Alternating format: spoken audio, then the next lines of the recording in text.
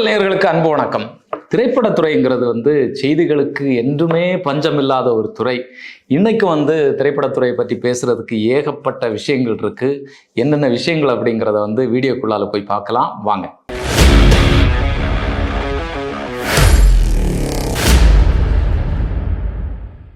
நம்ம super star Rajinikanth அவர்களுடைய கூலி திரைப்படத்தின் மோனிகா பாடல் வெளியாகி வட்டைய கிளப்பிட்டு இருக்கு.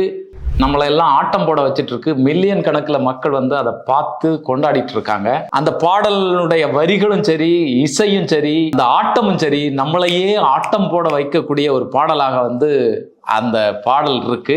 அந்த திரைப்படத்தினுடைய எதிர்பார்ப்பை எகிரடிச்சிருக்கு அப்படிங்கிறத நம்ம இதுல சொல்லாம இருக்க முடியாது. அந்த பாடல்ல பாத்தீங்கன்னு சொன்னா பூஜா ஹெக்டேய பாக்குறதா இல்லைன்னா சௌபின் சாகிரை பாக்குறதா அப்படிங்கிற ஒரு போட்டியே அதுல இருக்கும். ஏன்னா பூஜா ஹெக்டேக்கு பக்கத்துல நின்றுட்டு சௌபின் சாகிர் ஆடுறது செமையான ஆட்டம்.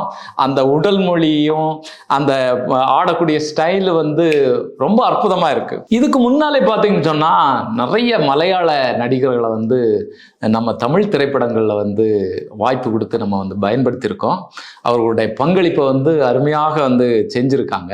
நம்முடைய நெடுமுடி வேணு சார், அது மாதிரி விநாயகன், ஜோஜு சார்ஜு, பகத் பாசில், அப்புறம் மம்முட்டி சாருடைய மகன், இப்படி ஏகப்பட்ட ஆட்களை நம்ம சொல்லிட்டே போகலாம். எல்லாமே அற்புதமான திறமைசாலிகள்.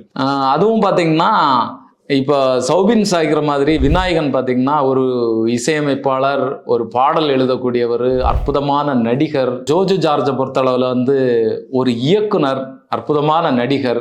சௌபின் சாகிருக்கு கூட அப்படி ஒரு வரலாறு இருக்கு. சௌபின் சாகிரை பொறுத்தளவில் துணை இயக்குனராகத்தான் தன்னுடைய வாழ்க்கையை ஆரம்பிச்சாரு. அப்புறம் ஒரு படம் சொந்தமாக இயக்குனார். பறவை அப்படிங்கிற ஒரு படத்தை சொந்தமாக இயக்குனார். அதில் நடிச்சும் கூட இருப்பார். ரொம்ப அற்புதமான சினிமா அந்த சினிமா. அப்போதான் அவர்கிட்ட நீ நடிக்கலாமே அப்படின்னு சொன்ன பிறகு கொஞ்சம் கொஞ்சமாக நண்பர்கள் ஏற்கனவே இருக்கவங்களுடைய வாய்ப்புகளை பயன்படுத்திட்டு திரைப்படங்களில் நடிக்க ஆரம்பித்தார். இன்னைக்கு ரொம்ப தனித்துவமான ஒரு நடிகராக உருவாகியிருக்கிறாரு. மலையாளத்தை தாண்டி வேற மொழிகள்லையும் இன்னைக்கு நடிச்சிட்டு இருக்கிறார். சௌபின் சாகிர் நடித்த சில திரைப்படங்கள் நான் பார்த்துருக்கேன். அதில் பார்த்தீங்கன்னு சொன்னால் ரொம்ப முக்கியமாக எனக்கு மனசுக்கு பிடிச்ச திரைப்படம் கும்ப்ளைங்கா நைட்ஸ். ரொம்ப அற்புதமான கதை. அந்த கதையை சொன்ன விதம் இதெல்லாமே ரொம்ப சூப்பராக இருக்கும்.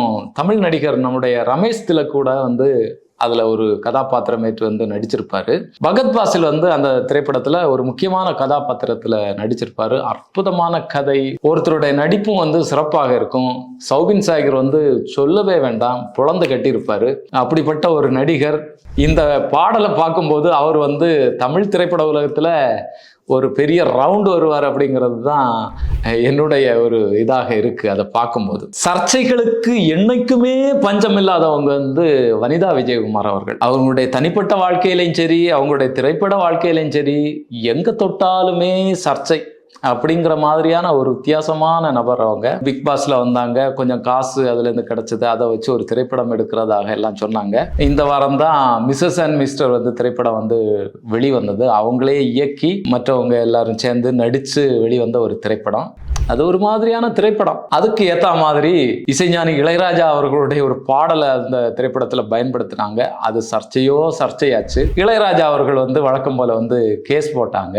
அதை தாங்க முடியாம இந்த பாடல் சோனி மியூசிக்ல இருக்கு, அதனால நான் அவங்ககிட்ட காப்பிரைட் வாங்கிட்டேன், அவருடைய வழக்கை நான் எதிர்கொள்ள தயாரா இருக்கேன் அப்படின்னு எல்லாம் பேசினாங்க. அப்புறம் பாத்தீங்கன்னா அடுத்த நாள் நான் அந்த வீட்டுல என்ன எல்லாம் செஞ்சிருக்கேன்னு தெரியுமா? சின்ன வயசுல நான் அங்க நின்றுதான் வளர்ந்தேன். என்கிட்ட பீரோ சாவி என்கிட்ட தான் இருக்கும், கிச்சன் சாவி என்கிட்ட இருக்கும், ரூம் சாவி என்கிட்ட இருக்கும், இப்படி எல்லாம் பேசினாங்க. நான் அந்த வீட்டுல ஒரு மருமகளா வரக்கூடிய ஒரு நபர், அதுக்கு மேல என்கிட்ட எதுவும் கேட்காதீங்க இப்படின்னு எல்லாம் செய்தியாளர்கள்ட்ட பேசினாங்க. இதுதான் ஒரு பெரிய பட்டாசை கொளுத்தி போட்டது மாதிரி பெரிய பேசு பொருளாக இருந்தது. அப்ப யாரு இளையராஜா வீட்டுல யார இவங்க திருமணம் செய்ய போனாங்க? கார்த்திக் ராஜாவையா? இப்படிங்கிற மாதிரியான பல கேள்விகளும் ஒரு கசமுசா எல்லாம் உருவாச்சு. அப்புறம் பாத்தீங்கன்னு சொன்னா கங்கை அமரன் சார் என்ன சொல்றாங்கன்னா, இந்த பொண்ணு என்ன பேசுதுன்னே தெரியல, ஏன் இப்படி எல்லாம் பேசுறாங்கன்னு எனக்கு தெரியல அப்படின்னாங்க. அடுத்த நாள் வனிதா விஜயகுமார் அவர்கள் ஒரு ட்வீட் போட்டாங்க. என்னன்னா, கார்த்திக் ராஜா வந்து என்னுடைய சிறந்த நண்பர், அவங்களுடைய மனைவி என்னுடைய சிறந்த தோழி, அதனால இதை பற்றி எல்லாம் பேசாதீங்க அப்படின்னு சொல்லி போட்டிருக்காங்க. நீ அடுத்தடுத்த நாட்கள்ல இதை சுத்தி என்னெல்லாம் உருவாகுமோ தெரியல. இந்த திரைப்படம் ஓடாத பதட்டத்துல இருந்து வந்து இதை பேசுறாங்களா இல்லைன்னா ஓட வைக்கிறதுக்காக இதை பேசுறாங்களா அப்படிங்கிறது நமக்கு வந்து தெரியல. இந்த திரைப்படத்தை பற்றி பேசும்போதுதான் இந்த திரைப்படத்துக்கு கூடவே வெளியாக வேண்டிய ஒரு திரைப்படம் சசிகுமார் அவர்கள் நடித்த திரைப்படம் ஃப்ரீடம். ஏற்கனவே வந்து டூரிஸ்ட் ஃபேமிலி இந்த மாதிரியான திரைப்படங்கள் எல்லாம் பெரிய ஹிட் ஆகி அவருடைய அடுத்த திரைப்படம் எப்படி இருக்கும் அப்படிங்கிற ஒரு எதிர்பார்ப்பை உருவாக்கி இருந்தது. ஏன்னா டூரிஸ்ட் ஃபேமிலியை பொறுத்த அளவில் வந்து அது வந்து இலங்கை தமிழர் சம்பந்தமான ஒரு சப்ஜெக்ட்.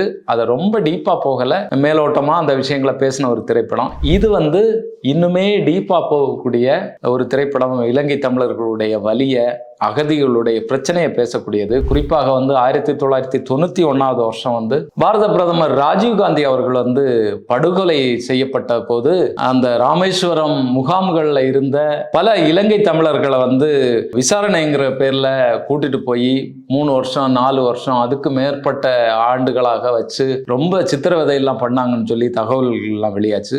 அதை அடிப்படையாக வச்சு எடுக்கப்பட்ட திரைப்படம் அப்படிங்கிறது தான் சொல்றாங்க. ஆனா கழிஞ்ச வாரம் வெளியாக வேண்டியது தயாரிப்பாளர்களுடைய சில சிக்கல்கள் காரணமாக அந்த திரைப்படம் வந்து கழிஞ்ச வாரம் வெளியாகாம போச்சு. அது ஜூலை 18 வரக்கூடிய வாரத்துல வந்து வெளியாகும் அப்படிங்கறத வந்து சொல்லி இருக்கிறாங்க. அந்த திரைப்படம் எப்படி இருக்கும் அப்படிங்கறத வந்து நம்ம பார்ப்போம். திரைப்படம் வரட்டும். வழக்கமாகவே பழைய திரைப்படங்களை வந்து ரீரிலீஸ் பண்ணக்கூடிய ஒரு கலாச்சாரம் வந்து ஏற்கனவே இங்க இருக்கு. அதுல பல திரைப்படங்களை வந்து தமிழ் ரசிகர்கள் வந்து கொண்டாடி இருக்காங்க. சமீபத்துல பாத்தீங்கன்னு சொன்னா நம்முடைய விஜய் அவர்களுடைய சச்சின் வந்து நல்ல ஓட்டம் ஓடிச்சு. அது மாதிரி பாத்தீங்கன்னு சொன்னா இப்போ ஒரு திரைப்படம் வரப்போகுது. அது வந்து புதுப்பேட்டை. அதுவும் தனுஷ் அவர்களுடைய பிறந்த நாள் அன்னைக்கு வந்து வரப்போறதா வந்து சொல்றாங்க. ஜூலை 26 வந்து புதுப்பேட்டை திரைப்படம் வந்து ரீரிலீஸ் பண்ண போறாங்க. அது படம் வரட்டும், அதை பற்றி வந்து நம்ம பேசுவோம். இந்த திரைப்பட விஷயங்களை பேசும்போது பாத்தீங்கன்னு சொன்னா ஒரு துயரமான செய்தியும் இருக்கு. தெலுங்கு திரைப்பட நடிகர், அவர் நிறைய தமிழ் திரைப்படங்கள்ல வந்து நடிச்சிருக்கிறாரு. அவர் ஒரு பாடகராக இருந்திருக்கிறாரு. அது மாதிரி வந்து டப்பிங் ஆர்டிஸ்டாக வந்து இருந்திருக்கிறாரு. ஆந்திராவில் வந்து எம்எல்ஏவாகவும் வந்து அவர் இருந்திருக்கிறார். அப்படிப்பட்ட ஒரு மகத்தான நடிகர், மனிதர் கோட்டா சீனிவாசன் ராவ் அவர்கள் வந்து இயற்கை எழுதியிருக்கிறாங்க. அது வந்து திரைப்படத்துறையினரை வந்து ரொம்ப சோகத்தில் ஆழ்த்தி இருக்கு. தமிழ் திரைப்பட உலகத்துல இருந்தும் நிறைய பேர் வந்து தங்களுடைய ஆழ்ந்த அனுதாபங்களை வந்து தெரிவிச்சிருக்காங்க. குறிப்பாக நடிகர் கார்த்தி, அது மாதிரி வந்து நடிகர் சத்யராஜ் அவர்கள், அவங்க எல்லாமே தங்களுடைய வருத்தங்களை வந்து தெரிவிச்சிருக்காங்க. சத்யராஜை பொறுத்தளவுல அவர் என்ன சொல்லியிருக்காருன்னா, குணச்சித்திர நடிப்பாக இருந்தாலும் சரி, நகைச்சுவை நடிப்பாக இருந்தாலும் சரி, ஒரே டேக்ல வந்து அதை வந்து நடிச்சு காட்டக்கூடியவர் வந்து கோட்டா சீனிவாசன் அப்படிங்கிறத வந்து அவர் சொல்லியிருக்கிறாரு. அவர் வந்து 750 திரைப்படங்கள்ல வந்து நடிச்சிருக்கிறதாக வந்து தகவல் நமக்கு தெரியுது. அவருடைய 83வது வயசுல வந்து இறந்திருக்கிறாரு. அவருடைய குடும்பத்தாருக்கு நம்முடைய வருத்தங்களை வந்து தெரிவிச்சுக்குவோம். திரைப்படத்துறைங்கிறது ரொம்ப ரிஸ்கான ஒரு துறை. அதுல வந்து முக்கியமாக வந்து இந்த ஸ்டண்ட் அப்படிங்கிறது வந்து ரொம்ப ரொம்ப உயிருக்கு ஆபத்தான விஷயம். அதுல நிறைய இருக்கு. பலர் வந்து இந்த மாதிரியான ரிஸ்க் எடுக்கிறதுல வந்து தங்களுடைய உடல் உறுப்புகள் பாதிப்பு ஏற்பட்டிருக்கு. நிறைய பேர் உயிரிழந்திருக்காங்க. இன்னைக்கும் அது சம்பந்தமான ஒரு துயரமான செய்தி வந்திருக்கு. மோகன்ராஜ் அப்படிங்கிற ஒரு ஸ்டண்ட் மாஸ்டர் வந்து இறந்திருக்காரு அப்படிங்கிற தகவல் தான் நமக்கு தெரிய வருது. பேட்டுவம் அப்படிங்கிற திரைப்படம் ரஞ்சித் அவர்கள் இயக்கிட்டு இருக்காங்க. ஆர்யா நடிக்கக்கூடிய திரைப்படம். நாகப்பட்டினத்துல வந்து அதனுடைய ஷூட்டிங் வந்து போயிட்டு இருக்கு. அந்த ஷூட்டிங்ல தான் கார் கவிழ்ற மாதிரியான ஒரு சீன். அதை எடுக்கும்போது அந்த ஸ்டண்ட் மாஸ்டர் வந்து தவறி விழுந்து சம்பவ இடத்துல வந்து உயிர் இழந்திருக்காங்க.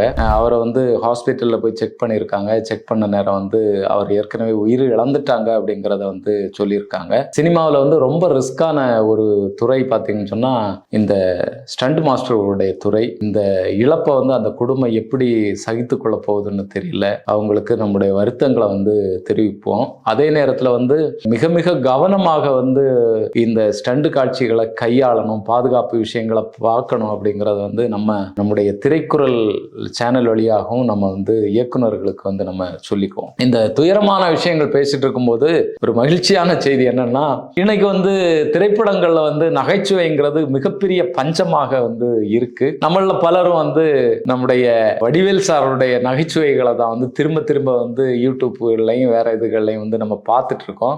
அதை வச்சு மீம்ஸுகள் வந்து நிறைய உருவாயிட்டு இருக்கு. அந்த வகையில பாத்தீங்கன்னு சொன்னா இன்னைக்கு ஒரு மீம்ஸ் பார்த்தேன். ஒவ்வொரு பூக்களுமே அப்படிங்கிற பாடல் உங்களுக்கு தெரியும். சேரன் அவர்கள் இயக்குன ஆட்டோகிராஃப் திரைப்படம், அந்த திரைப்படத்தில் உள்ள பாடல் தான். அந்த பாடலுக்கு வந்து வடிவேல் அவர்களுடைய காமெடிகளை, அவர் அடி வாங்குறது, அவரை வந்து வெட்டுறது, இதெல்லாம் போட்டு பக்காவா வந்து ஏதோ ஒரு நண்பர் வந்து வெளியிட்டு இருக்கிறாரு. ரொம்ப ரொம்ப சூப்பரா இருக்கு. நீங்களும் வாய்ப்பு இருந்தா பாருங்க. இன்னைக்கு உள்ள விஷயங்கள் வந்து இவ்வளவுதான். இன்னும் திரைப்படம் சார்ந்து என்னென்ன தகவல்கள் இருக்கு அப்படிங்கறத வந்து நாளைக்கு நம்ம பார்ப்போம். அது வரைக்கும் உங்களிடமிருந்து விடைபெறுவது செல்வராஜ். தொடர்ந்து திரைக்குறள் நிகழ்ச்சிகளோடு நீங்க இணைந்திருங்க, சப்ஸ்கிரைப் பண்ணுங்க, எங்களுக்கு நீங்க ஆதரவு தாங்க. உங்களுடைய கமெண்ட் வந்து கமெண்ட் பாக்ஸ்ல போடுங்க. நன்றி, வணக்கம்.